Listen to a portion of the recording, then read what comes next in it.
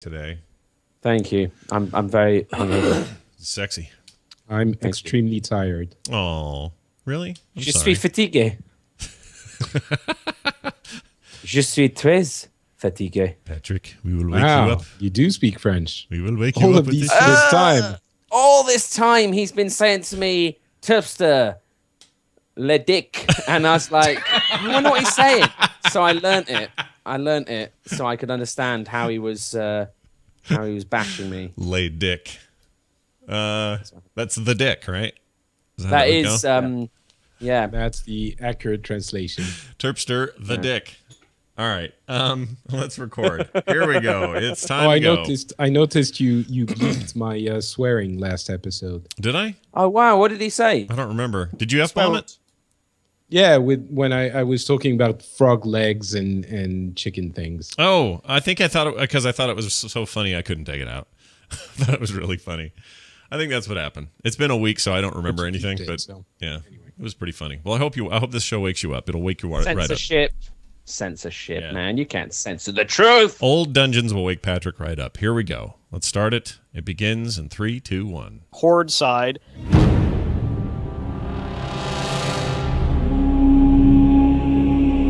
You're listening to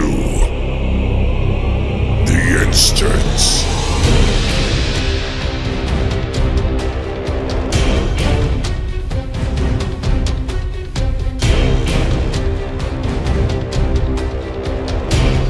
Hello, everybody. Welcome back to The Instance. This is The Instance episode, 408 for, what's the week? What's the day? Friday, April 17th, 2015.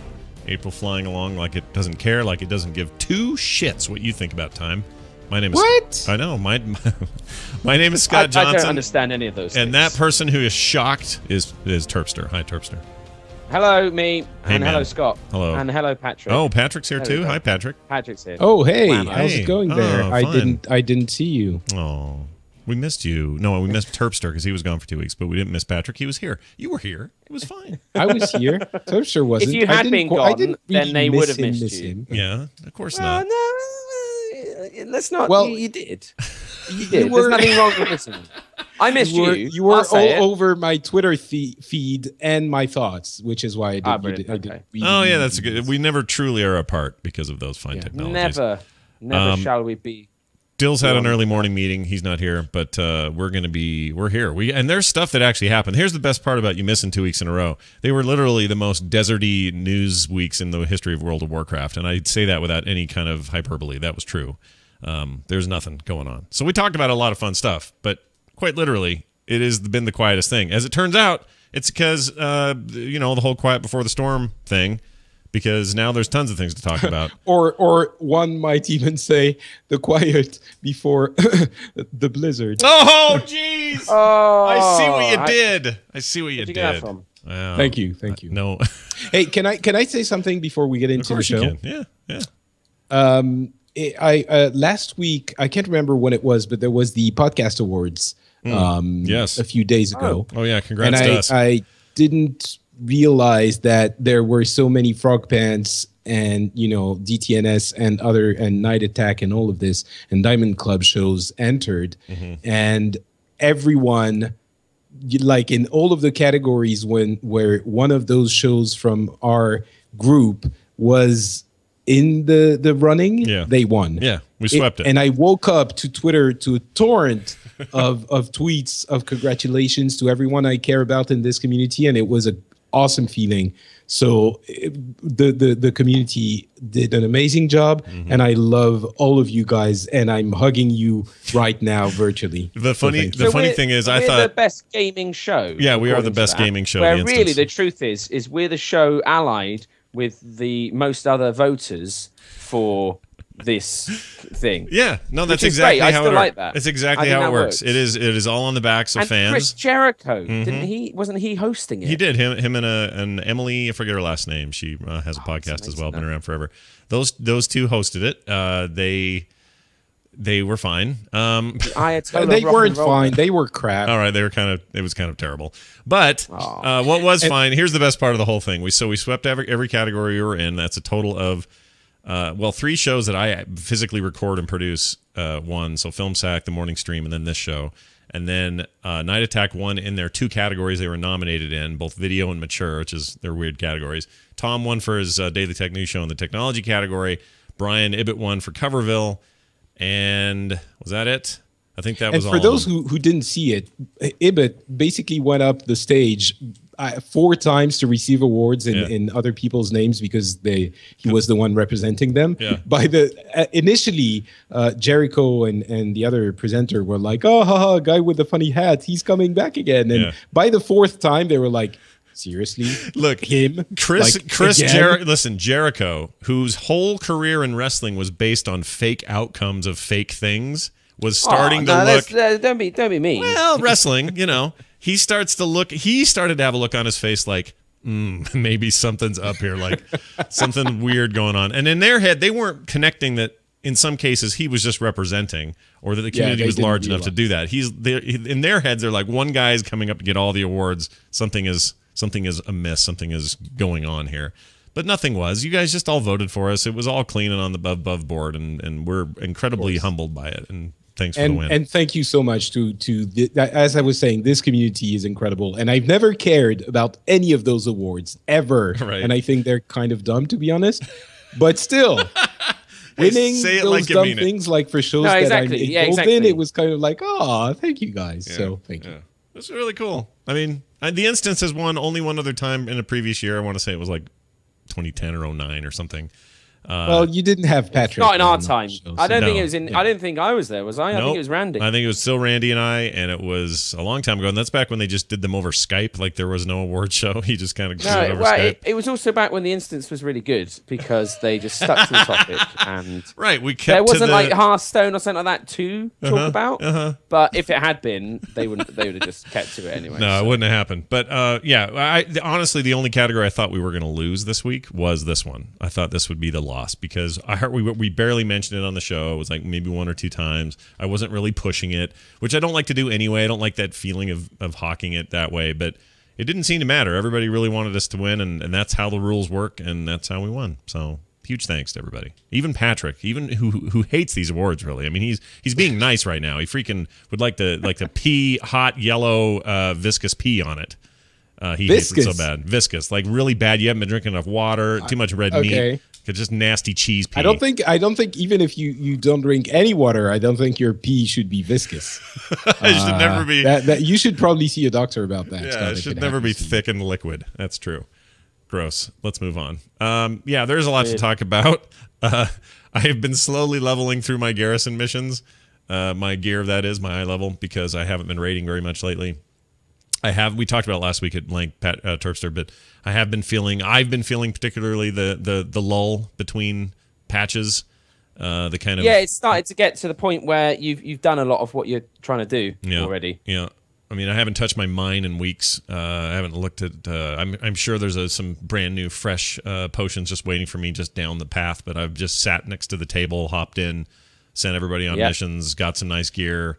Welcome to my world. Golden XP. Yeah, I mean, it's basically. I've had an obscine luck though recently with the salvage yard, where I got a Black Rock bulwark, and I've managed to have some really kind of cool. I mean, that's a 665 shield I just got out of there. Yeah. Just opening something. I've got some trinkets which I've sold. I'm sitting on 130,000 gold now, and it kind of feels like, I guess, the token means that potentially people have a little bit more money to spend. Yeah. So kind of everyone's getting a bit more money, even the people who aren't directly buying gold. Yeah. So good times. Yeah, that is good. And the salvage yard has been kind to me as well. Although right now I've got like 3 stacks of 20 I need to open, and it's such a job to open it all that I've been saving that for when I have an hour to burn.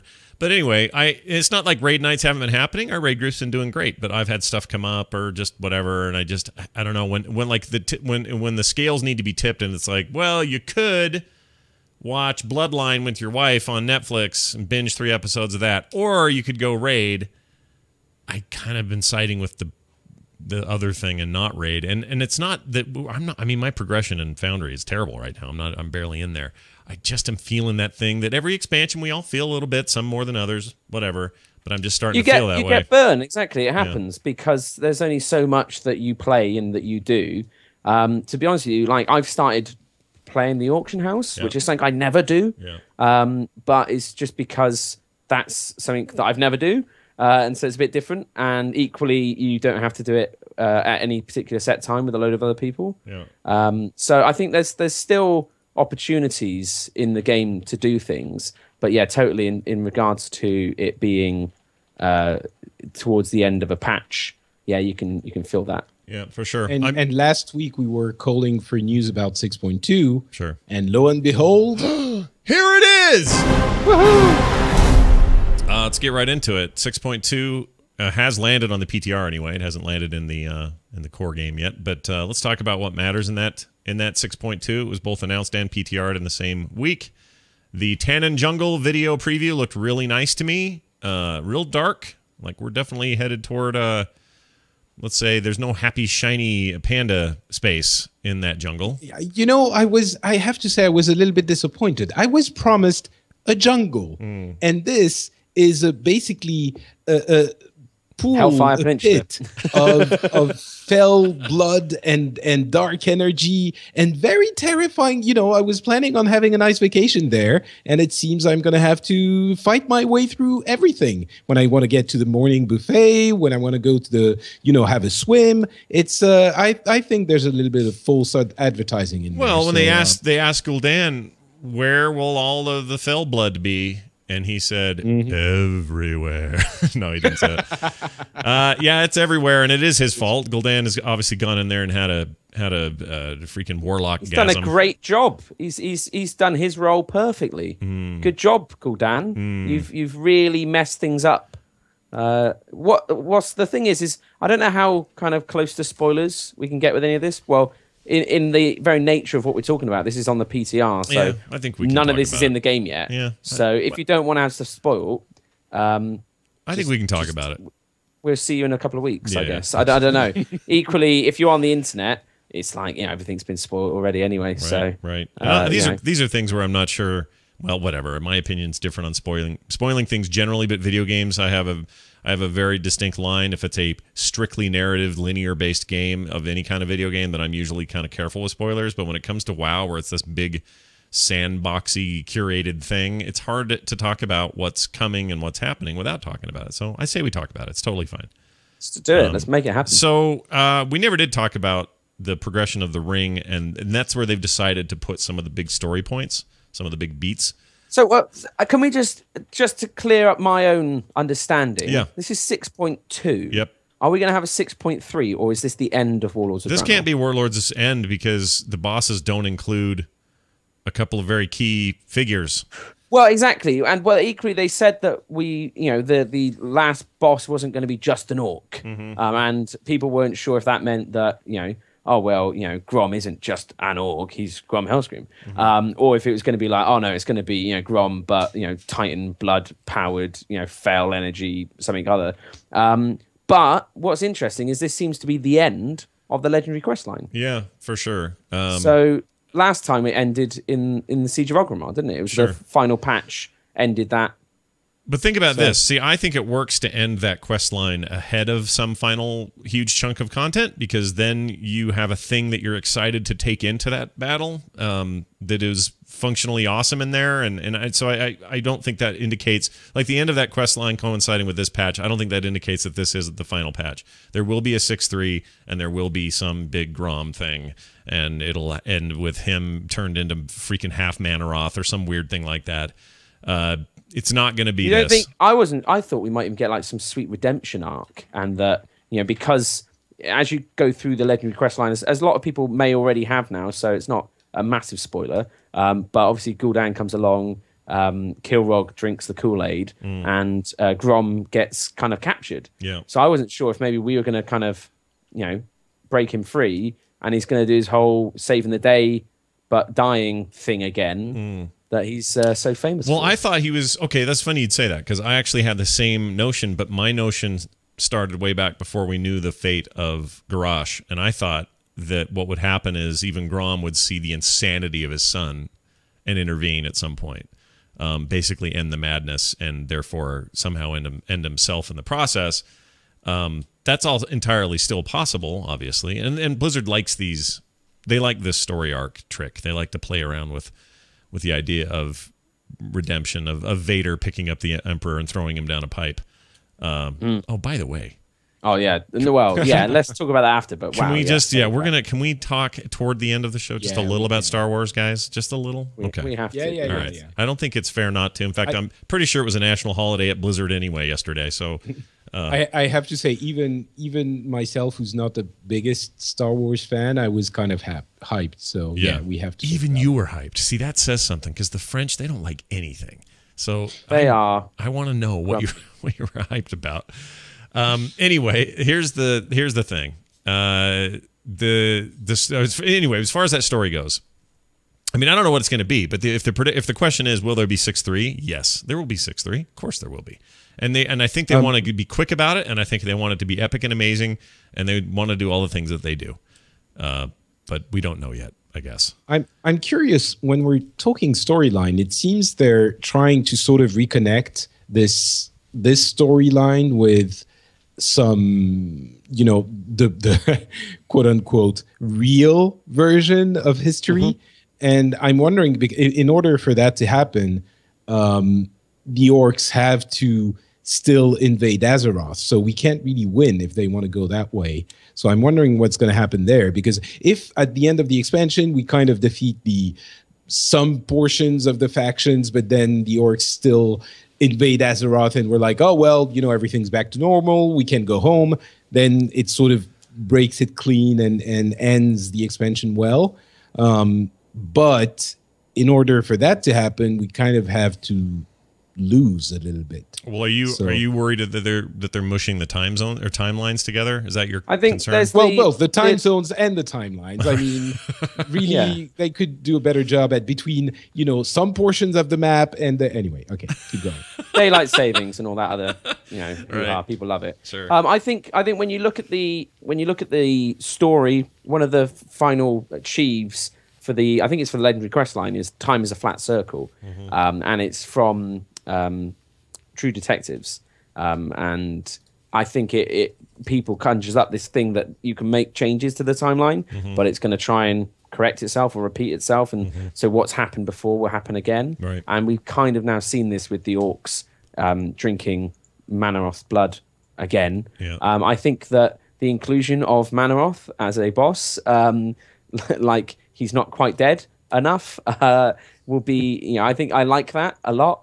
But I think on top of that, Blizzard's been quite smart in creating some really kind of interesting characters this expansion, and yet still kind of backing up those new ones with these juggernauts. Do you think Manaroth will show up as like a big undead?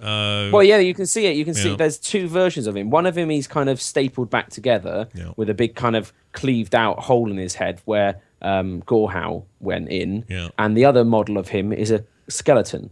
So I don't know if like on normal and Raid Finder he'll be a skeleton and the other one he'll be more fleshy, or if you DPS him down to 50%, all his skin falls off. I've already seen everything, and then you fight him as a skeleton. I don't know, but they've already started, kind of putting in these cool characters. Like, Manaroth's a really cool character in WoW, and it's such a big thing, and to then be able to say like, oh yeah, you still get a chance to kill him. I know we killed him, but you can kill him. We don't mind that. It'd be a fine. I like that. A fine addition to the Heroes of the Storm lineup. And then obviously we've got Archimonde, who we all remember fondly from Hyjal. He is going to be the last boss for this raid. Correct. And he is one of the big daddies of the Burning Legion. He is that raid, by the way, called Hellfire Citadel. It will be a part of this patch as well, and he is the final boss there. And I think you're on the right path of like where the connective tissue of the timelines will start to come together, because clearly he's got a lot to do with that.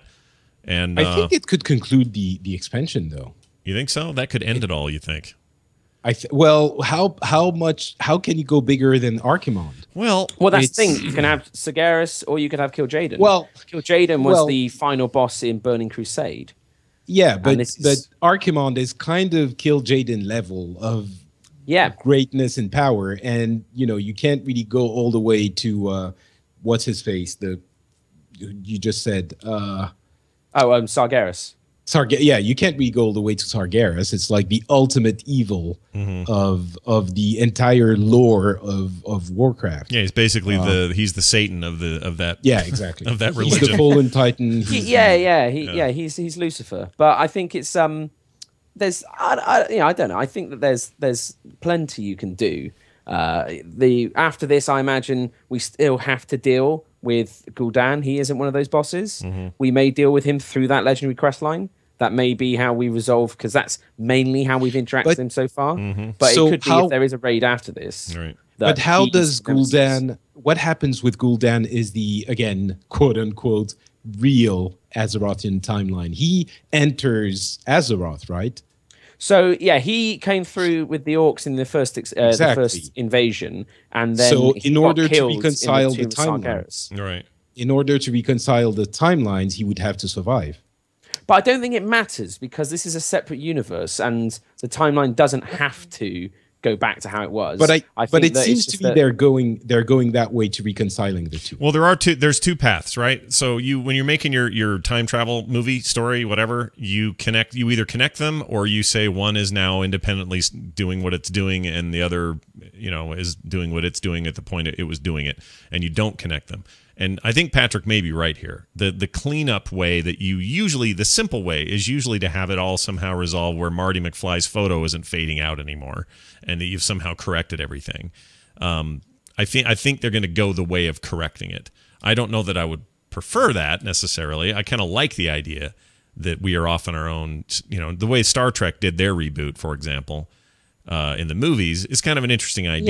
Yeah, it's like, well, now anything could happen. I don't think there's going to be a drive to correct things, because I don't think we have to. I think what we're going to see, though, is that a lot of those tropes will happen in similar ways. So the orcs drinking the blood happens because that's kind of cool. It makes them, stronger enemies to face up against. The Iron Horde was scary, but the Fel Iron Horde, or the True Iron Horde, or whatever they're calling themselves, is scarier still. Yeah, and freaking Kilrog is okay. So Kilrog, I mean, I'm amazed. He drank Manaros's blood. He had a single skull on his braid of his beard. Yeah. He drank the blood, and then he had two I know, right? skulls. That's crazy. And I was just like, He that doubled is skulls. potent. Yeah. Doubled his skulls. by 100% drinking. skull increase in one drink. It's insane. That is, again, I don't think they put that on the side of the bottle, but they probably should let people know the value that you get from drinking that sort of I'm stuff. very interested in taking him down, because, like I've said in earlier shows, he's my least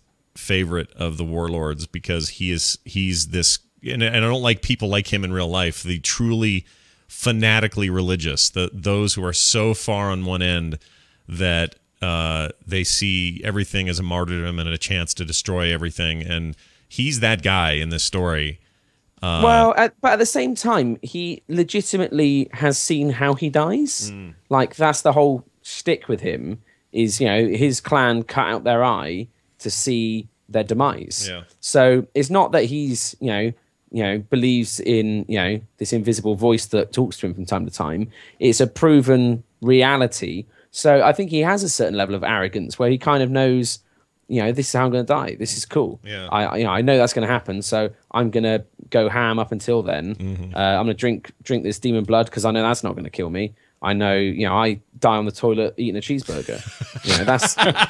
That's going to be how I go. Wait. So I have a question about the time circle thing. Sure. Can there be a circle that is not flat? That's interesting, because if you look at a sphere, every angle has a circle, right? Well, but Yeah. it's not a sphere is not a circle. No, but it creates exactly. it creates near infinite circles. Is my point. Slice. Because if you look at it, if you look at a Anyway. sphere from any angle, there's a circle there, but it's a different angle, therefore a different circle. Yeah. That makes sense. All right. I'm So other features. Other in the features. patch. Let's talk about this. I like this one a lot. Catch-up mechanics coming according to Watcher devs. This was separate and done on Twitter, but they said that in 6.2 they have plans to make it very easy to move your alts and get them kind of up to par. They didn't elaborate. We don't know what that is. Whatever that is not currently on the PTR, but that's exciting to me because I would really like to get my mage in a place where I'm happy with him and not have to worry about his garrison or anything else. I just kind of want to get him caught up without all the work. I realize that sounds lame, but hey, whatever. A catch-up mechanic sounds interesting. I mean, is that just me, or do you guys feel good about the idea that Blizzard wants us to carry not just our main characters through all this, but that the others shouldn't be, so backpacked with garrison details? The thing is they have got this weird balance where they have to put in enough stuff for you to do that you can play the game and think, hey, I'm getting value for my subscription. There's so many things for me to do. And then when you have an alt, you have to do all those things again. Yeah. And that isn't necessarily as fun the second time around. And I think if Blizzard built the game with the view that everyone had alts and everyone was going to do, they could build it a little bit different potentially. But I think it makes sense that once it gets to a certain stage, they can condense that ramp to get up to the end game, just so that you can start trying out new stuff, playing with new characters, or if you've lapsed over this patch cycle, you can come back and hit it really hard. Yeah. So you're sure it's to catch up alts that aren't level 100 yet? I thought it would. No, be... I think it'd be gear. Yeah, I thought it was gear. Right. Okay. So if your alt is already level 100, but you haven't kept up, but you don't want to have to do all the heroics, and you don't want to have to go through. Yeah, I think it's going to be that there's going to be a Pexis gear, or there will be something. But we'll see. I don't see them helping us level any quicker. But they could squish the Draenor XP. That's true. There's no need to keep that as big as it is now. But it's so story centric though that they run the risk of because in the old days, if you compressed XP in like vanilla, that made sense because these are just quests that don't really tie a ton of really epic story moments together. But this expansion in particular, I feel like does that really well, and to compress that would mean you're gonna miss a chunk, but maybe you don't care because you've already seen it with your mains. I don't know. Exactly. It depends. It depends. If you're this late into the cycle, if you really do like the story, you can still play through it even when you're level 100. In fact, it's easier and quicker, so you can consume that a lot faster. Right. So yeah. Yep. There you go. Let's see here. Let's talk about what else. New garrison stuff. They've got a new feature called the shipyard and naval missions. So the shipyard, exactly. That's really cool. So you can build like frigates, submarines, gunboats. It's basically, it seems to be like a new garrison mission hub type thing. And I think equally, we have to build our shipyard to access Tanaan. Yeah. I think that's the way in. That's how you get in there is level 3, then you do that whole quest. Level 3 garrison is required to get in there. And then you got to build a shipyard. That is correct. But from a practical standpoint, I love the idea of these shipyard missions and all this stuff sounds great. But from a practical standpoint, there's no you're not next to a giant body of water in your garrison. I feel like it's going to be a little disconnected. You know what I mean? Like, is it going to just be a building with a bunch of orcs walking around going, me working, and no real, it would be really cool if we had some kind of iron dock sort of river connected something that just, I don't know, visually, I just want to feel more connected to that than I think we're going to be.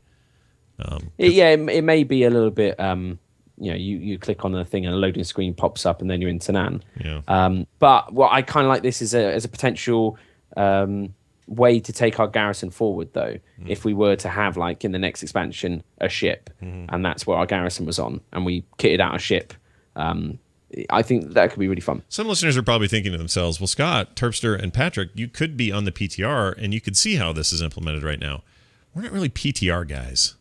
I mean, maybe we should be for testing's sake, but I don't like it because I don't know. I mean, how do I access it now? You just I used to be able to just change my region account. You just do a little drop down and install it. It's easy. Yeah, but it's not showing up for me. So really? Is it properly out? Maybe the PTR is not live yet because what it is, that's how you access it. I thought it was. Yeah, exactly. I thought it was up. But it might have been taken down, or it might not be in the EU. But even then, it normally comes up above the live. You get PTR test. I'm looking at it. I can see it PTR for Reaper of Souls. Yeah. and yeah, Legacy of Void and stuff like that. But I can't get into anything for. By the way, did you get a WoW. Legacy of the Void key? Did you get one of those? Yeah. It's good fun. I haven't gotten one yet. Dang it, I wanted it. It's the Archon mode is brilliant. You can suck with a friend now rather than just suck by yourself. Yeah, so confirmed. yeah. The WoW PTR drop down is not there. Maybe there's another way to get around it because I know that it's up. It's in there. People are hot. It's being hot fixed. Exactly. Maybe it's just down at this point in time. But anyway, yeah, PTR. You can go on there. Equally, MMO Champion, Wowhead. There's loads of people out there who are data mining the crap out of it. So you don't have to necessarily go and play it. If you just want to find out about what stuff is going on, you can read about it. I don't really want to play it before I play it. Right. I want to play it for real on live and kind of experience it that way. I don't mind knowing what happens. I just don't really want to go through the time and effort of playing it to have that then deleted. That's kind of where I'm at with it. New dungeon difficulty, Mythic, and it has weekly lockouts. So we're talking about not raids, obviously, but dungeons. Mythic dungeons, yeah. Yeah, which is, I think this is a great idea. This is awesome. Gives you something else to do, some more gear, whatever. It caters for a new type of player, someone who wants a challenge, but in a smaller, more intimate group. And I think I've got a lot of friends who raid, and for example, it may get to midnight, and there's only 6 people online. 5 of you can jump in and still have a challenge and still play. So it's always nice to see these extra bits come out. It's nice rewards in there. All that stuff looks great. So, and I think they're some of their best dungeons they've ever made. So to tack on additional reasons to go and play them again is, I think, is a good thing. I'm curious about something they mentioned as one way of dealing with the ratio of different roles, having possibly groups that would be larger than 5 people and having groups of 6 where you add in a DPS so you can get through potentially add in a DPS so you can get through the queues faster if you're a DPS. I missed that. Is that a thing they're actually considering? No. Well, it was something they said it's something. If we wanted, we're looking at how we could address the issues of long queues, and we're thinking this might be a way that we could go about doing it. But because honestly, the reason I'm playing my druid now is that it ensures I can get into dungeons a little bit faster because I'm healing, and I would love to play my mage, but.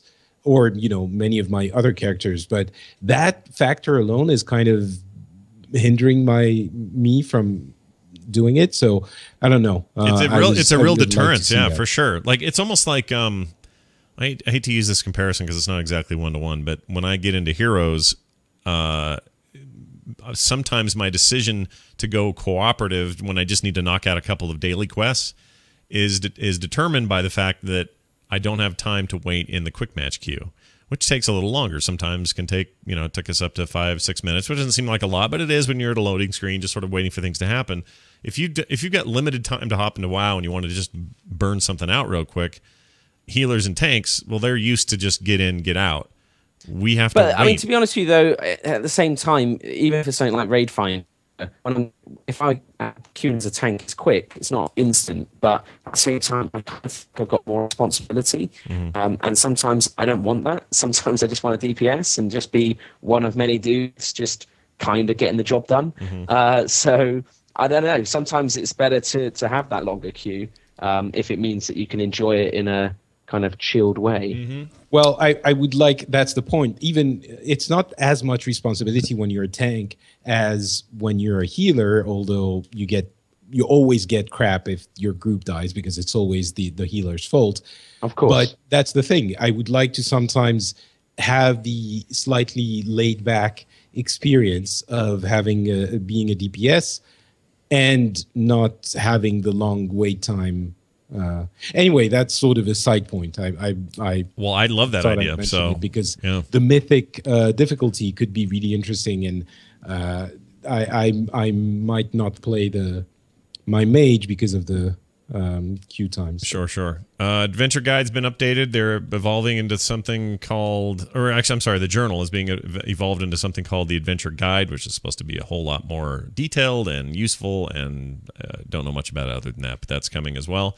Of course, I think I can't remember. They mentioned this initially when they announced the expansion. I'm sure I've seen literature about it. I was on an internal memo before you left. Yeah, maybe. So maybe I'm not going to say what I think it is. All right, never mind. Keep going. That might be though. That's funny. I think they did, but I don't know. I think they announced it. But yeah, I thought so. That's really funny. Because if it was announced, I can tell you what it is. I don't know if it's announced or not. That's hilarious though. It'd be funny if you I'm popped always out very with, careful because there's still a lot of things that not a lot, but a few he things thinks that he I knows. know that Thankfully, since Blizzard already announced the squad-based StarCraft shooter, whoops, that was a loud part quiet, quiet part loud. Oh well. All right. Well, I can't confirm it, so never mind. I won't discuss it. Don't want to get you in trouble. Move on. Finishing the Legendary Ring, you'll get to do that. So that all happens here. There's already a video up showing the story bits from that. So if you want to go spoil yourself on that, you can. And the most important thing ever for Scott. Aspect of the Fox is being taken out. Why do they got to remove stuff, man? I know we're getting nerfed. We're getting nerfed across the board. So, Warlocks have got it worse than you. So, don't just thank your lucky stars you're not a Warlock right now. I mean, the truth is, I very rarely was using that stupid ability. It was usually a very specific use case, like Scott run aspect of the Foxhole or doing Tectus because there's a reason why, blah blah blah. But for the most part, that's been kind of a wasted item on my action bar, so it's not that big a deal. But I always like to decry when things are taken away from my stuff, and decry is French for the cry. What else? Time walking. Let's talk about this. This is a big deal. This came out a little bit later. Cool. This is really cool. If y'all want to be time walkers, now's your chance. There are going to be 7 different weekend events that will run from noon Friday through Monday every week or each week. 2 of those events will be time walking weekends, which you'll be able to queue up for randomly. Select old school dungeons with a new sort of heroic difficulty. And when you do these dungeons, you'll find your character's power and gear has been scaled down to a fraction of what they normally are. So you are being scaled down rather than the dungeons being scaled up. And for the first time in years, dungeons you probably outgrew 6-7 years ago will now put your skills to the test once again. So how are we feeling about... We'll talk about which dungeons are on the PTR now this week anyway, and what they're going to be testing soon. All the Lich King ones, isn't it? Let's see. It's the Alcatraz, Black Morass... Mana Tombs time. Yeah, that would be... it's Burning Crusade. Burning Crusade. Burning Crusade, yeah. It's honestly, I really, really like... Gosh darn it. It's terrible. I cannot hear anyone say really anymore without having that... And the other thing... go ahead. And the other thing is scarves. Anytime anyone says scarves... I feel like strange. Did you just take your scarf? Yes. Oh, yes, man. Anyway, his scarf is to cover his scars. Yeah, on his neck. I'm extremely pleased with this Time Walker Dungeons, the way they're approaching it, because we've been saying we should have some sort of mentoring system forever. Yeah. And I think the fact that they're limiting it to specific events and time limited events will make them a lot more, so much more special and exciting than they would have if they just had added it as, just now you can do any dungeon, anytime, whatever, just go do it. Mm-hmm. Here, it's going to be this exciting thing that you need to go in and do if you want to experience it. Mm. And the other thing, by the way, just a side note, there are lots of events, 7 different events, and only 2 of those are going to be Time Walker dungeons. So what are the other ones? Yeah, we don't. That stuff's not as clear. Very curious about that. But yeah, it's a surprise, unexpected, not surprising, but unexpected way of implementing it. Yeah. And I think it's going to be very cool. And I'm guessing it's not going to be limited to just twice. They wouldn't do all this work for just 2 times in the entire history of WoW. But yeah, I'm actually possibly even more excited about this than, I don't know, the shipyard, for example. Sure. I think exactly. I think the nostalgic element of it is just it's gonna be really good. Kind of off the charts, yeah. I don't know if they're going to do much aesthetically to these places, other than the models in them are obviously already updated, or will be when they, for models that have been updated. So there's going to be some visual increase of quality in that regard, just sort of naturally, even just with the players being in there. But I love it when they figure out ways to repurpose stuff. It's a lot of great old work that sits relatively dormant, other than people leveling through dungeons or whatever. And this is a great chance to bring them out and use them for something meaningful. I remember loving Mana Tombs. I would love to go in there again for some reason other than just a transmog or whatever people are using it for now. So I'm all for this. I think this is a great move. Twitter's immediate response and the forum's immediate response was, as sometimes predictable, way to rehash old content, give us something new once in a while, Blizzard. And I don't understand the thinking exactly. It's incredibly ironic because you have a list of patch notes that is, the size of the... Is the Declaration of Independence long? It's kind of, short in a way, but in some ways kind of long. Yeah, I guess. Nicolas Cage, he did it. It was a long. So, all right, I'm ready now. We've rehearsed. 3, 2, 1. So, which is funny in a way because you have a list of notes in the patch notes that is basically the size of the Declaration of Independence, and people just say, with lots of new stuff like new garrison features, new raid, new dungeon difficulty, tons of things. And the one thing they don't like, they go like, "Oh, give us new stuff." It's right here. Just scroll up a couple of lines, and it's there. The new stuff. Yeah, it's just the easy gut reaction thing to do. But personally, I think that it's a shame when great work goes dormant. And in an MMO environment, I don't know how you get around it. It's a challenge, obviously, for any game. WoW is no different.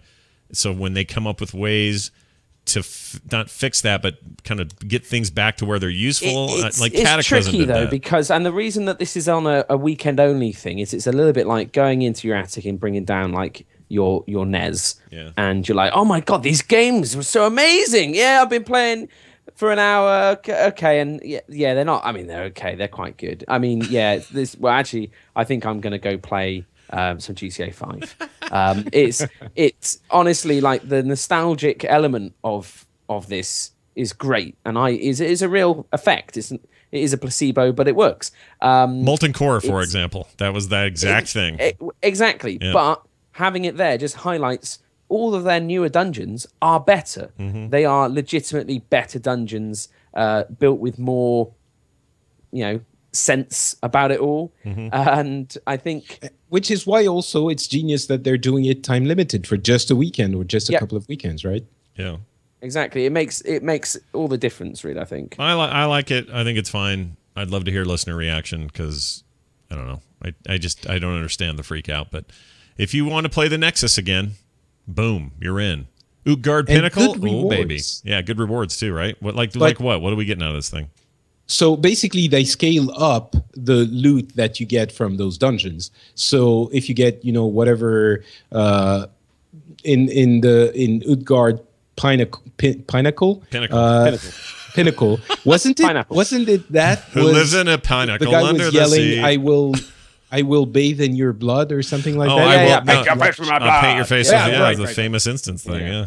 Yeah, there you go. Your face with my blood. Like that guy.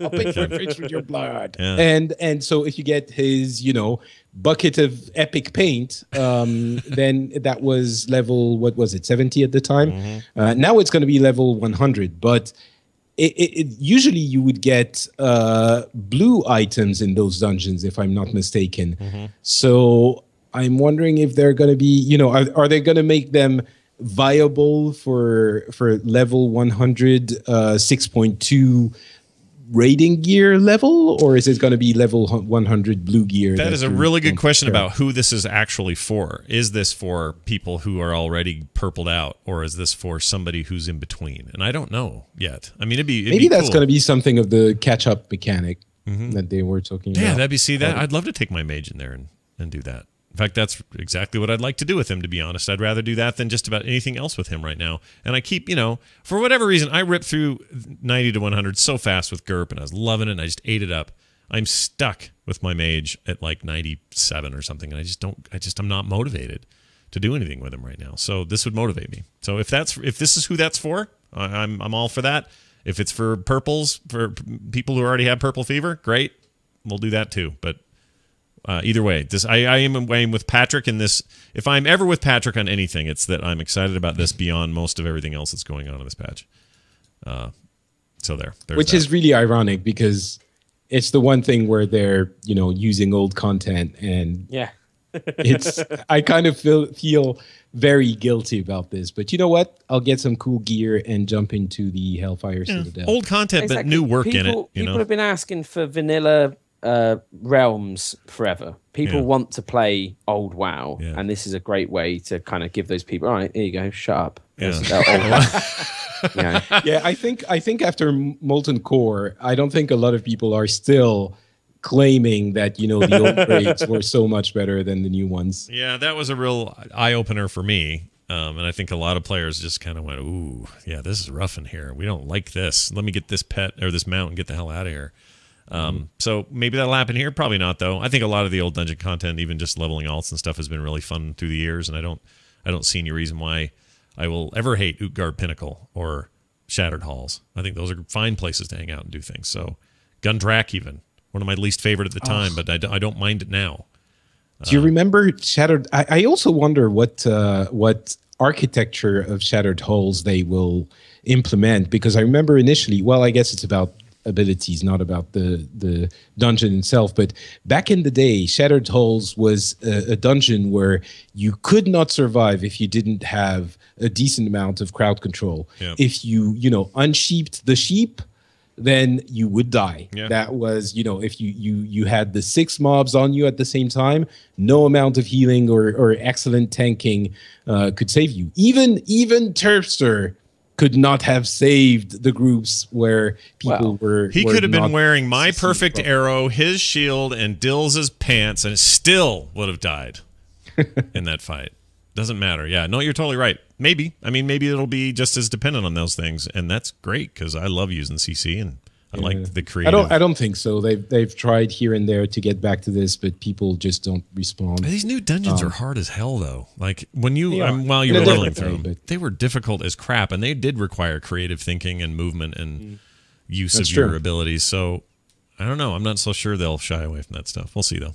I watched a video yesterday posted somewhere where they did a bunch of video of vanilla. Someone's running some vanilla server somewhere. So he went in there and filmed a bunch of stuff and then filmed the exact same locations in the current build of the game. And there were two things that were very clear about this. Everybody, all the characters and all the old models really do look like shit right now. They look terrible. That was one thing on the old one. In the new one, the zones and areas looked really nice as compared to what it used to. But they had weather effects in almost every zone in Vanilla WoW, and you've all forgotten about this. I had forgotten about this, but it was snowing constantly if you're anywhere near Dwarf Town, and the effects of that, like these big misty kind of clouds coming over your face as you ran anywhere in any direction, snow crisscrossing in front of you. That stuff is gone. It's not in the game anymore. It was always raining in certain places. Like Brill was constantly freaking wet. It's not anymore ever. Like it was a weird thing to notice all that the field of view was a little bit different. Like there's some strange stuff if you go back and watch video of Vanilla compared to now, and I don't know. I was surprised about some of those things I kind of missed because there were some real cool kind of atmospheric things, and a lot of it was I'll fully admit they were there to kind of mask that view distance kind of sucked in Vanilla, or you had to kind of make up for other technical limitations of the engine at the time that we're now just no problem with. And to be honest, I think I remember during Vanilla thinking the weather effects were annoying and I wish I could turn them off more. But to see them again kind of made me a little anxious for that old time. So there you go. Nostalgia at work, everyone. Get the NES out of the attic. Play Balloon Fight until your eyes bleed. All right. There you go. BlizzCon tickets sold out. Wave 1 sold out in about 2-3 minutes or something. It broke Ticketbrite. Eventbrite sort of thing. Eventbrite, that was supposed to do well this year, but I guess it still broke that for a minute at least. It's obscene. It's just huge. It's huge. Yeah. I don't know any other way you do it. Like, can anything withstand it? Probably not. Well, I don't know. So they've been running this Star Wars convention in the Anaheim Convention Hall this past weekend, and that's Star Wars, and they're showing this where they premiered the teaser trailers. I mean, obviously we've all seen them now as well, but that you could buy tickets. You can still buy tickets now. It's finished, but you can still buy No, but tickets. there's an easy way to handle this. I'm not sure why they don't think. I mean, it works now, but an easy way to do it would be to open the submissions for a week, and then you randomly select people who get the right to pay for the ticket, the way Apple does it for WWDC, basically. Oh, Yeah. right. I hadn't thought of that. But doesn't that feel like the It's a worst raffle. form? That's- Well, it's the worst form of RNG coming from Blizzard, right? Like you're gonna literally be randomly it's- selected. I don't know that it's worse than staying up forever and hoping that you will click at the right second Playing. to get your ticket. Yeah, that's a good point. I don't know. I think some that people this way, I the current way makes the people that are the most dedicated more likely to get it. I think So- some people are under the impression that they're skilled at it, and I think when you take that away, they will just assume that it's more random, and then they would have gotten it had they been able to manually do it. It's kind of like saying, "Well, I would have survived this avalanche if I'd have been there because I know, whatever." Like what? That is a perfect. It's a bad analogy. It's Deep. actually No, that's deep. here's your analogy. What's his name? Mark Wahlberg. It went under fire not too many years ago for saying that if he was on one of those planes that slammed into those buildings on 9/11, he would have diverted that plane, taken it over, and gotten it back. Easy to say if you're in it. And again, this is an extreme example. But my point is, I know, like, for example, my brother-in-law who was absolutely 100% dedicated to making sure he got tickets this year. He would much prefer that he had his hands on that steering wheel than it just randomly came or didn't. Do you know what I mean? Even though that may be ultimately what happened. Like, he just happened to luckily be where he was. He still feels like he had his hand firmly gripped on the control. And if you take that away from players, here's a better analogy. It's imagine that you're buying a donut and you want a token, and when you buy the donut with the token, it's okay. Never mind. wait, donut tokens or donut tokens. I want more info. I don't know. This sounds genius, though. So I buy a tokens. donut and I get a token, and then I go to BlizzCon. Yeah. Basically, in. yes. I'm going to write I'm in. Donut Dokens down as a possible title for today's show. There we go. Okay. It was a reference to the previous episode. Oh, yeah, we talked about Oh, donuts. yeah, I remember 'cause- Terpster yeah. listened to it. Of course he did. Yeah. They're sold out. Is it this Saturday that is the next wave? It's this tomorrow, right? Yeah, it's tomorrow, the 18th. Yeah. So get ready again. Get your clicking fingers ready. It's, wave 2 on its way. And congrats to everybody who got tickets the first time. Finally, a couple more things here. Holinka gave a really good chat to MMO Champion, or MMO Champion broke down a video that they did there at Blizzard with CM Lore and Holinka talking about PvP. We won't go into huge detail here because we're not giant PvP guys here, but I know Dills loves this sort of stuff. It's a great Q&A and is completely worth your time. It's at MMO Champion right now and worth your reading time. It looks like the WoW token finally will settle somewhere in the mid 20K. That's what all the predictions say. That's kind of where it is right now. Now that it's found its potential standard value sort of index there. Well, the thing is that part of this patch, they found some new icons, and they're for faction change, race change, and server transfer. And there's no need to have icons in the game because all of those transactions have been completed via the Battle.net backend. But the thoughts are now that the token is going to be able to be redeemed against other services, potentially. And that may be a way to encourage people to buy it and keep the value up. So that'll be interesting if that happens. But that's the kind of tinfoil because there's some things in there. Right. Data mined icons. The problem is the token costs $20. Yeah. And these services have different prices. So I don't know that could work. Also, couldn't it just be the in-game store?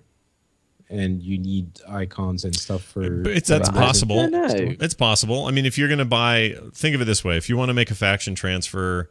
Currently, you have to go through. You do it out of the game, like Terpster said. Yeah. But to be able to buy that like a boost or any other service in the game, is need sensible. assets. Yeah, that's sensible to do, and you'd need assets like a little icon or a little 3D. Well, I view. don't know. I think, well, we'll see. Like I said, there's new icons. So Yeah. watch the space. There's one shaped like a penis. I can't figure that one out. Where did I see Yeah, I that? put that one in. Oh, was that you? good. I Okay. can't believe they went with it. Yeah, I did it as a joke. And they were like, yeah, great. It was very phallic. The second I saw it, now I don't see it in the list. I saw it on MMO Champion. Well, anyway, maybe I was seeing things. Hopeful watching. All right, we're gonna take a tiny break. When we come back, it's your calls and an email. So stay tuned. All right, just need a little save point here. Hold on a second. Okay. Save. Let me just. Yeah, we're good. Okay. Here we go. And we're back. Hear ye, hear ye. Why, it's the town crier. Can't follow my controller thing. Hey, everybody, it's Town Crier time. That means your calls, your emails, and this is where we talk to you. If you'd like to leave a voicemail for the show, 801-471-0462, or you can email us theinstance@gmail.com. We've got a question here or thought about advanced classes. Hey, this is Andrew from Atlanta, Georgia. I was actually calling for the instance. You guys were discussing new classes, ways to fix classes, all those kinds of things. I'm not sure if we're going to actually get a new class. So it would have to fit the story of the expansion, like maybe a Demon Hunter class when we go after the Burning Legion or something like that. But one of the things that could potentially work would be alternate advancement for existing classes. You know, they hit a certain level, and then, like Dill said, you could morph into another type of class that's an advanced class.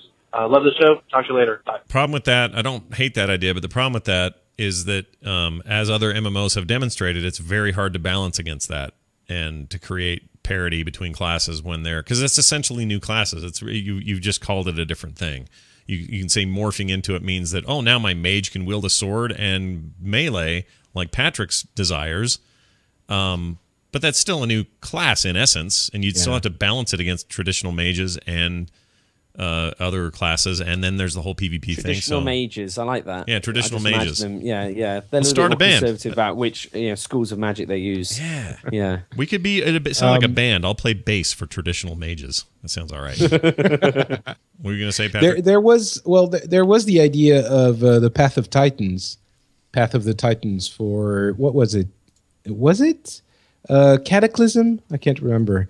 But it was basically alternate advancement, which is a concept that's existed in MMOs for a while. Sure. They scrapped it though. I think there was a lot of things that didn't work with it or unintended consequences, and they couldn't make it work.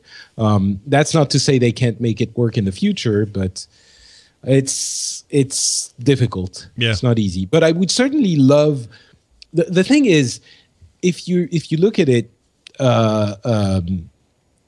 the alternate advancement already exists in the game. When you reach level cap, all of a sudden your advancement becomes your eye level. And it doesn't give you, a lot of new abilities or new ways to play your character, but it is still a form of advancement. So I don't know. It's as we've been saying for the past 3 weeks. It poses a lot of problems that are not easy to solve. Yeah, so. I agree. Well, we'll see. Time tells all things. How about this one? That's a similar question. This is Tom. I play relics on Earthen Ring. You guys were just talking about possibility of new classes coming up. And I've been thinking about not only a new class, but maybe a new role for Dungeons and Raids. We have 2 roles for damage, tanks and DPS. I'm thinking maybe we could add another role for a support class. So we have a healer, and then maybe some kind of class that is more responsible for buffs on the allies and curses on the enemies. That's an interesting idea. So, funny story. Are you familiar with vanilla shamans and paladins? Yeah. Because that's exactly what they were, and everyone hated them. Did they? You had to worry about... Well, that's what they were doing. You had all of your buffs lasted for like 30 seconds to 2 minutes, and that was the role of those two classes in the game. It was not entirely, but a lot of it was buffing all of the different friends that were fighting with them. Yeah, really inconveniently as well. And so maybe it was the like 5 minute buffs that didn't work. Right. Well, 5 minutes was when they increased the duration. Initially, when I came into the game, it was 2 minutes, but I think it was even less before that for the paladins. Well, what if you could do that again though, but do it in a bursty way? Like, why couldn't support classes do it the way healers do it right now? So healers have got a lot to worry about and a lot to pay attention to. Just give buff classes a lot to worry about and a lot to pay attention to, you know? So the problem that you introduce in the game at that point is that you add another factor for having your group complete. And you not only need a tank, a healer, a couple of DPS, but you also need this other thing that might or might not be in short supply, which is the support class. And of course, maybe you could make it optional, but then it's I don't know. Not that good. It won't be that unique or special if you can do without it. And the reality is, we all know this game's about min-maxing. Really, when you play it, if there is a easier, better way to play, 9 times out of 10, that'll be the one that everyone does. Yeah, it's the bane of RPGs generally. Yeah, I think it's internet connected worlds and communities. We can share and pool man hours that you could never do before in games, so that we can all compare. Well, how does yours work? How did yours work? And off the back of that, find the best ways and share the best ways. Sure. Booty Raider in the chat room is saying Bard. I would love to see a Bard class, like some character that, exactly, serenading the mob to make it like more susceptible. There was a Bard in what was the game? EverQuest. There was an EverQuest. Lord of the Rings Online. That too, but also the one I played a ton of, which was Skyrim. Dark Age of Camelot had a bard, and he was really fun, and it was quite literally playing music all the time. Like, you'd pull off a move, you'd hit an action bar item, and you'd go, do, we're strong and we're kicking ass, and then you'd fight more harder and whatever. It was super weird, but really fun. So yes, but they're never going to do that. Mark my words, bards don't fit in the Warcraft universe. They just don't. Yeah, they don't. They'll never. I'd still love to see one though. Yeah, they won't do it though. Maybe as an NPC or some sort of weird story arc thing, but never a thing you can level to 100. That would be an incredible NPC. There would be a dungeon where he would accompany you, and he would sing your praises and get you through the fights and everything. Yeah. And by the end of it, you're so sick of the bard that you have to stab him in the face as the last boss. There's this idea that there's a guy running around with a lute playing music while you're fighting giant fire creatures. It's just ridiculous anyway. I understand it's an interesting idea. Put one in the tavern. Put more of that in there. That'd be fine. That's where they should be anyway. And I want to say Star Wars Galaxies had some kind of bard music class. Traditionally in Dungeon, God, my voice goes so high. Traditionally. The Dungeons and Dragons has a bard class, and that's what it's inspired for. Yeah, sure. Works on pen and paper. Not so much in the game. Well, although there is that bard game that's all bard all the time. What's that old RPG called? Bard's Tale. Bard's Tale is so good. Like, in a single player environment, that's a hell of a thing. I just don't know how it works. I think doing a bard well is very hard in a game. Like, I want to be able to write my own songs. I think the only bard that officially exists within Warcraft is Russell. Yeah. In Twilight Highlands. Yeah. No, is that where it is? I think he's in there. Yeah. Yeah, he is in game as a bard. He's also coming back. Go ahead. Yeah, I don't think there exists another bard in name in WoW, but I could be wrong. And look at Russell. He's super kick-ass. Who would want to play Russell? Right. If you're coming to Nerdtacular, confirmation he's coming again. So hang out with us. He is. Yep, he'll awesome. be there. You could play him at Nerdtacular. Yeah, you could totally play him. I'd quite like that if we could mount a GoPro on like a selfie stick behind him, so we get the kind of WoW perspective. Sure. And then we can just, kind of just direct him and just be like, yeah, all right, Russell, go to the bar. That's it. Up ahead. Now, hang on, I'm pressing 3 on that. It's your wallet. Open your wallet. There you go. And buy me a beverage. Perfect. And then I could just imagine he would just say no. that would be a very, very boring game. Nailed it. But, yeah. Nailed good. it. We got one final question that is so not WoW related that I had to play it. So here you go. Hello, this is Macho, Mage, Gorgonash. Quick question, just a general question to you guys. What's your favorite TV show? I just wanted to get that out there, ask you this question. There's so many great shows out there. There's so many shows. There's so many really, really good shows. And I just wanted to ask you guys, what's your favorite show? What show you guys currently watching? And what show you guys just glued to the TV with? That's it. Thanks a lot, guys. Have a great day. I think he really wants to know. I'm what not our exactly favorite- sure what he can he say. Is it shows? Is that what he said? Because Yeah, I'm I not think sure. so. I know. I'm not 100% sure, but I think it's favorite shows. Shows, I think. Shows is what he's looking for. We're just kidding, dude. It's a very nice question. All right. So favorite shows. I think he means of all time. So we've never talked about this sort of thing. So start with Terpster. Terpster, what is your favorite TV show ever? I don't know. Christ. There's too many, I know. Yeah, there's far too Pressure. many. I don't know. Like I really like at the moment Game of Thrones. Mm-hmm. Yeah, that's I've watched that. If I want to laugh, Always Sunny in Philadelphia is ridiculous and pretty much guaranteed to make you laugh every time. Yeah. And there's so many, and they're all consistently good. Yeah. I don't know. There's just it's like there's just too many genres to pick a favorite or overall show. Yeah, plus there's things when we were kids that we probably loved, but now would be kind of dumb now. But, like your tastes change. Now is like this glut of things to watch, and it's very difficult to not watch them. But I think I have a favorite, but I want to hear Patrick's first. Well, there are a few. I think The Wire is an incredibly amazing, fantastic, wonderful show that has captured my soul and heart. I think, oh God, so that one might be a surprise for some people. Friday Night Lights. Oh, you took mine. Damn it.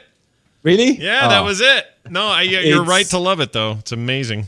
Hell of a show. I mean, if you go gloss over the first half of the second season, that's not great. But I mean, that show, and when you try to sell it to a snooty Frenchman, you're like, this is a show about like college football and in the heart of America. High school, but yes, close enough. I'm sorry, high school, but yeah. High school, even better. It's like so. It's and a then you hell have of the a high thing. school drama, and you have everything. And I loved that show. It's so good. Yeah. But there are a bunch. Daredevil, actually, I thought it was great. Yeah, really. And it's possibly the I haven't best. started watching it yet. You and need apparently to. It's amazing. So good. Yeah. Well, so it's very different from what we would have expected as a Marvel superhero TV show, but it's very dark, gritty, very grounded in the reality of that guy who's not, Iron Man or Thor or any of those basically gods. He's just a guy with sticks, and it does a lot of things really, really well. Really well. He's a guy with he's a guy. It's very dark, very grounded in reality, but he has powers. That's one thing that makes him different than say Batman. They're very similar. He's basically Marvel's Batman, always kind of has been. But he's, his heightened senses and all that stuff is more than just your normal heightened sense if you're blind. But aside from that, yes, I agree with you 100%. It's very, very good. And it's exactly what I didn't necessarily expect, but it's exactly what I'd hoped, because that is his comic persona.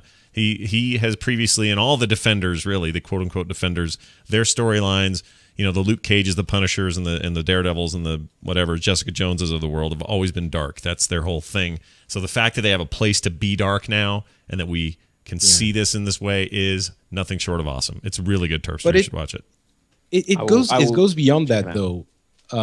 It's when he fights, he gets exhausted, he gets hurt. Of course he gets up again, but you feel his human frailty. Even though he's a very powerful human, he's still a regular person. Yeah, he gets the crap kicked out of him on the regular, and you're right. You're totally right. It doesn't hold back, and it's great. It's a fantastic time. People should be watching that. But for me, FNL, Friday Night Lights, is maybe one of the best dramas ever made, so I kind of fall to that. Just love that show so much. It's so good. Have you ever watched it, Mark? I haven't. No, exactly. But I always thought it wouldn't be that good. You talked about it a little bit on Movielicious, I seem to remember. But I obviously on the face I of don't it, really value your opinion. But Scott says it's really good, so I might give it a go. yeah. If you're worried that it's just going to shove Americana, Texas football down your throat, that's not what the show is really about. It's almost like saying Game of Thrones isn't really about dragons. I mean, it is, but dragons feature, but it's not really about dragons. It's about these relationships and all the stuff that goes on between them and the politics of that world. In the very same way, it's like Friday Night Lights is really not about football. It features, but it's not about it. And if you like football, all the better. Yeah, it's great. Yeah. Freaking great. And The Walking Dead, by the way, I can't not mention it. I've loved every season and almost every episode, including the ones where people thought it was too slow. I thought it's brilliant. And it's amazing that we have, a heroic fantasy show and a zombie show being the most watched shows on TV right now. It's our culture that's winning. So go dragons and zombies. The nerds have the power. One final email. This comes to us from Jose. I assume it's not Josie, so I'll say Jose. It says, I've not really played WoW for a week now. I tried HOTS and went down a rabbit hole and do not want to come out of it. I enjoy playing a couple of heroes and cannot decide which one to stick with. What is your guys' favorite hero? I don't think guys is a word, but whatever. I used to really like Uther before the patch, and he was. I mean, he's still pretty cool, but he's a little bit different. I'm playing mostly Zeratul, just because he's super cheese. Do you run into that problem where you are matched with a bunch of people who don't know how Zeratul works, and they just see you standing there and they think you're being a butt and yell at you the whole match? No, we tend to do a 5-stack, so I normally get yelled at, but not for that reason. It's normally because I'm playing really badly. Yeah. But I think when you play a 5-stack, you get matched up against other people in a 5. Yeah.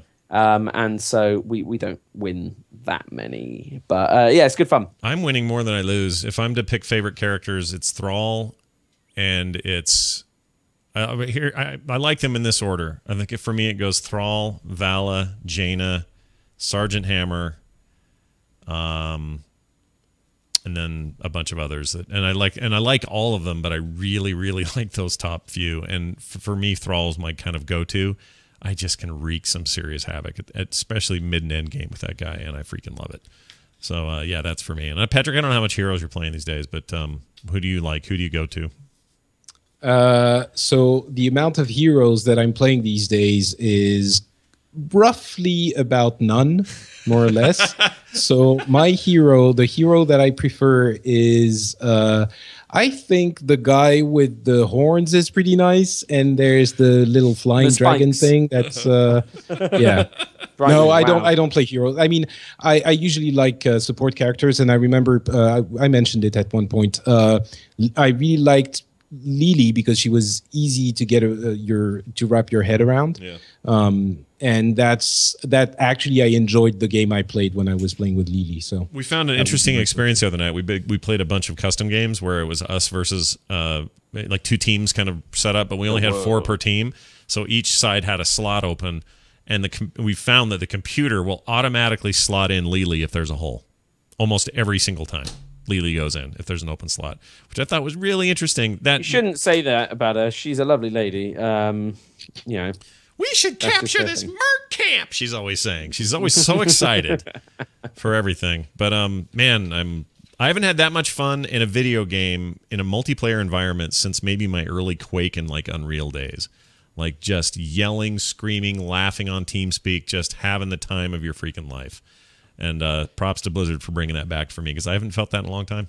Very long time.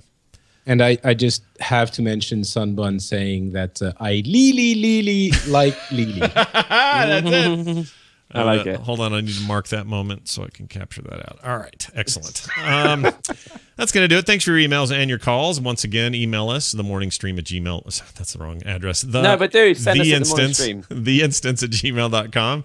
Call us 801-471-0462. I think that's going to do it. You guys have anything to mention this week? Patrick, you got anything going on?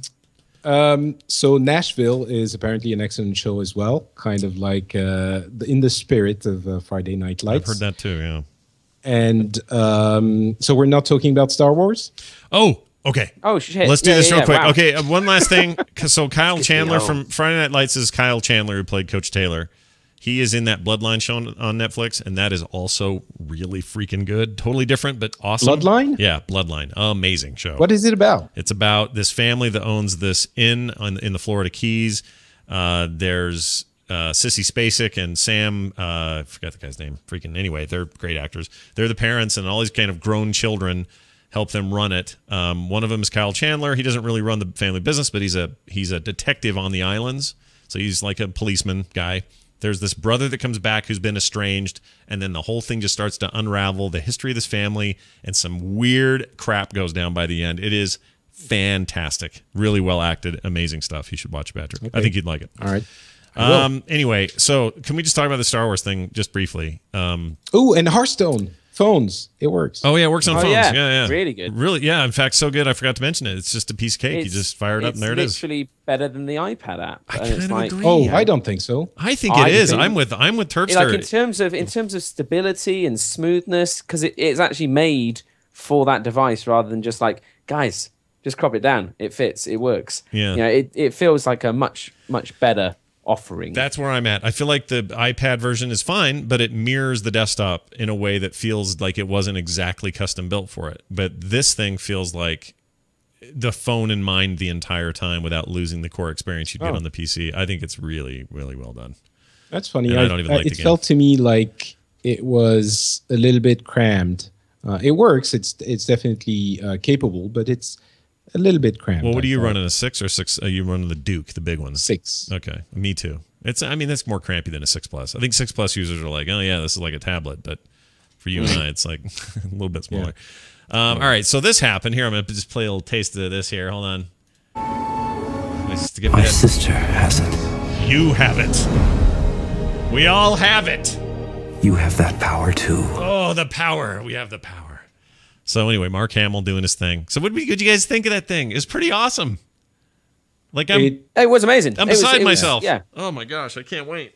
I was like a So little kid. as I was saying earlier in the show, I'm really not a big Star Wars nut. I enjoy it well enough, and especially obviously, the first trilogy, the second one. Let's not get into. Yeah, that. we all hate that. It's fine. We're all together yeah. on that. Exactly. Doesn't count. And It's poo. and what actually got me completely was the last shot. Oh, this right here. Chewie, we're home. It is sending shivers down my spine Whoa. right now. Sorry, let me hit that again. Yeah, no, dude, it's just It's, it hits all the right points. There's something I want to say about that final scene though that nobody's been talking about, and that It's is a that copy of the. of what? It's a equivalent copy of another scene from. Oh no, that's not it. Here's where it gets me. That final scene where Chewie and Han are standing there, and he says that. The reason that works is it's more than just it's Chewie and Han. That's a big deal, okay? But it's more than that. There's something about seeing Harrison Ford that makes you go, Old man. oh, they're not kidding around. This is really Star Wars. This isn't some plasticky version of Star Wars. This isn't all new actors we don't know yet and haven't proven themselves yet. We're not sure about J.J. Abrams because Star Trek and whatever, and we don't know if he can transition. It's none of those things. This is a piece of glue from the universe that shaped our childhoods, and there he is in the flesh tying it together, and there's something powerful about that. There's something that really got me. And it's more than just, the nostalgia of seeing Harrison Ford and, look how old he is or any of that. None of that is the big deal. The big deal to me is this is a bona fide star who has a giant, respectable body of work between now and back when he got his real start in Star Wars, where it really mattered his star was on the rise. And to see him back in that role, not only willing to, but smiling for the first time that I've seen him smiling about in the last 10 movies he's been in. Like, I'm just all in. I am all in. If they screw this up, I'll never believe in anything again. That's how I look at it. Yeah. Oh, I can't Yeah, wait. no, it's magical. It's. I mean, for our generation, I think seeing Han Solo in his Han Solo outfit, which apparently he hasn't changed in 30 years, Yeah. And Chewie, who hasn't aged either. Yeah. It's it just works. It's irrational. It's just it brings us into that place that we were hoping the trilogy, the infamous trilogy, would create, and it creates that kind of, in a time when Marvel is creating an entire cinematic universe. It's something that, if any franchise deserves it, Star Wars does. And apparently they're going for that as well, between the new trilogy and the side movies that they're going to be releasing every other year. It's creating that gigantic lore, that gigantic body of fantasy that that universe deserves. And that's the first piece of that. It's bringing us back to the beginning to sort of make it explode into all directions with a coherent scope of story that universe deserves. Yeah, so and I'll tell you what else got super me. excited. Everyone wants to talk about that last scene, but one of the things that actually got me right in the feels, right in the square in the heart muscle, was the Vader meth mask. No, not even that. It was the hand. It was the cyborg hand. The removed hand of Luke Skywalker reaching up and resting it on R2-D2 as they stared off into whatever fiery abyss they were looking into. There's something about that. I didn't even catch that. Oh yeah, that's an amazing little moment right there. Because it's Luke narrating the thing. It's when he says, I have it, and I know that stuff's a speech from that's all kind of cold from the old movie, original trilogy. But to see his hand go up and do that, there's something about that. I don't know what it is, but it just got me. It got me there, and I thought, well, if that's all I get to see of the original cast, I'll be okay. No idea. I was they were wondering, throw that in the end. maybe he was born with it, or maybe it's Maybelline, because it did feel like at some point he was going to say just about some luscious hair and it's just this beautiful. I just wasn't quite sure. Well, it's hard to say. You never know. Anyway, we are very excited about that movie and can't wait. So Christmas, hurry the hell up. Well, we have Age of Ultron that's coming up right. In a week from now. So yeah, exactly. By the time we record the next show, I will have seen Age of Ultron possibly twice, maybe even 3 times. Yeah, I will have at least once, maybe twice. I got invited to the premiere, but sadly I cannot go. But that would have been cool. Yeah, I could what have is touched them.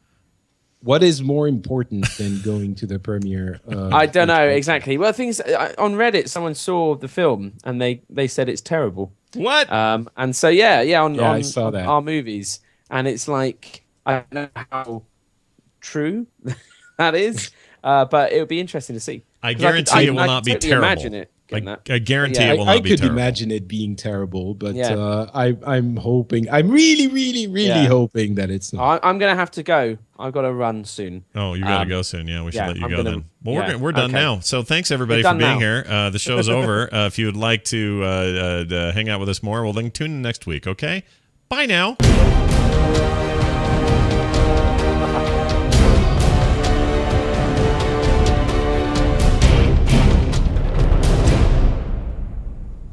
Turks are such a quitter. I know, isn't he? Where do you have to go? The baby crying or something?